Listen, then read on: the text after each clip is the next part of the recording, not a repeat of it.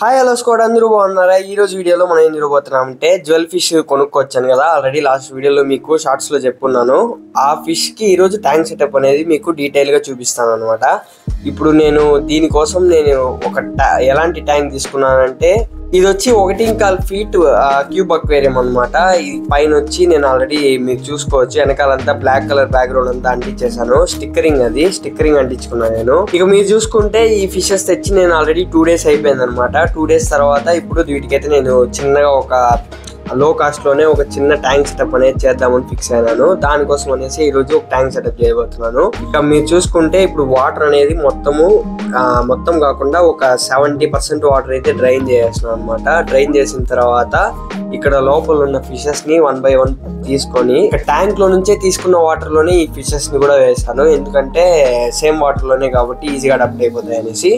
ఇక దాని తర్వాత అవి ఎగిరి దూకోకుండా దానిపైన ఒక ప్లైవుడ్ వేసి కప్పు పెట్టేశాను. మీరు ఇక్కడ చూసుకుంటే ఇప్పుడు నేను ఈ ట్యాంక్ ని స్కేప్ చేయడానికి నేను వాడబోయే వచ్చి రివర్ శాండ్, అదేలాగే రివర్ స్టోన్స్, దాని తర్వాత మనీ ప్లాంట్ ని యూజ్ చేయబోతున్నాను. దాని తర్వాత వచ్చి ఒక చిన్న స్పాంజ్ ఫిల్టర్ నోటి యూజ్ చేయబోతున్నాను, ఫిల్టరేషన్ కోసం, ఆక్సిజన్ కోసం అనమాట. ఇక ఇవి ఉంటే చాలు, ఈ ట్యాంక్ అయితే నేను చేసినట్టుగా మీరు కూడా ఈజీగా చేసుకోవచ్చు. ఇంకోటి, మీరు శాండ్ రెడీ చేసుకోవాలన్నా, రాక్స్ అవన్నీ ఎలా కలెక్ట్ చేసుకోవాలన్నా నేను ఆల్రెడీ ఒక వీడియో ఒకటి చేస్తున్నాను. ఆ వీడియోలో డీటెయిల్గా ఎక్స్ప్లెయిన్ చేశాను. నేను శాండ్ని ఎలా రెడీ చేసుకున్నాను అనేసి ఆల్రెడీ డీటెయిల్గా ఎక్స్ప్లెయిన్ చేశాను. ఎవరైనా చూడాలి అనుకున్న వాళ్ళు, ఈ శాండ్ని ఎలా రెడీ చేయాలి అనుకునే వాళ్ళు వెళ్ళి డీటెయిల్గా వీడియో ఉంది, దాన్ని అయితే మీరు చూడొచ్చు.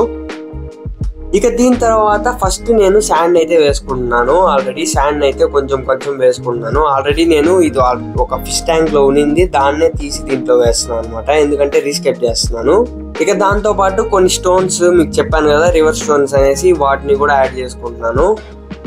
ఇక మన సబ్స్క్రైబర్స్ చాలా మంది నన్ను అడుగుతానే క్వశ్చన్ ఏంట్రా అంటే, బ్రో మీ ట్యాంక్స్ మాత్రం ఎందుకు ఇంత క్రిస్టల్ క్లియర్ గా ఉన్నాయి అనేసి నన్ను చాలా మంది అడుగుతున్నారు. ఇక నా ట్యాంక్ లో ఉన్న వాటర్ ఎందుకు అంత క్రిస్టల్ క్లియర్ గా ఉంటుందంటే, నేను ఏదో ఒకటి వాడతాను అనమాట. శాండ్, లేదంటే ప్రాపర్ ఫిల్టరేషన్, లేదంటే కొంచెం తక్కువగా ఫిషెస్ ని వేయడము, అలాగే చేస్తే నాకు క్రిస్టల్ క్లియర్ గా ఉంటుంది. వాటర్ అనేది అంత త్వరగా అయితే గలీజ్ అవ్వదు అనమాట. ఇక నేను కూడా మెయిన్ గా ఈ 3 things పైనే నేను ఫోకస్ చేస్తాను. ఏంట్రా అంటే, లోపల మనం ఏం వేస్తున్నాం అనేసి. ఇప్పుడు నేను స్టోన్స్ అనేవి ఎక్కువ వేయను అనమాట.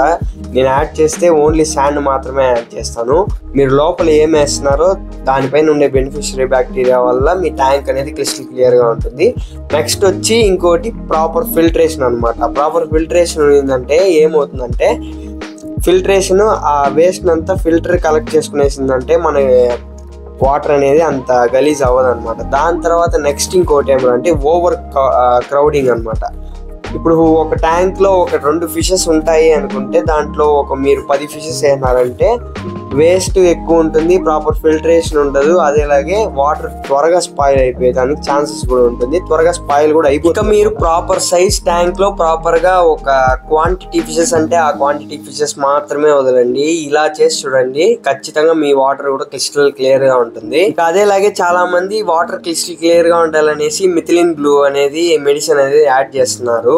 అలాంటివన్నీ ఏమి యాడ్ చేయొద్దండి. అది యాడ్ చేయడం వల్ల వాటర్ లో ఉన్న బెనిఫిషియరీ బ్యాక్టీరియా కూడా చనిపోతుంది అనమాట. అది వచ్చి మెడికేషన్ పర్పస్ కోసం మాత్రమే, అంటే మీ ఫిష్కి ఏదైనా డిసీజ్ కానీ ఏదైనా ఉంటే అది క్యూర్ చేయడానికి మాత్రమే. దాన్ని రెగ్యులర్గా కూడా వాడకూడదు.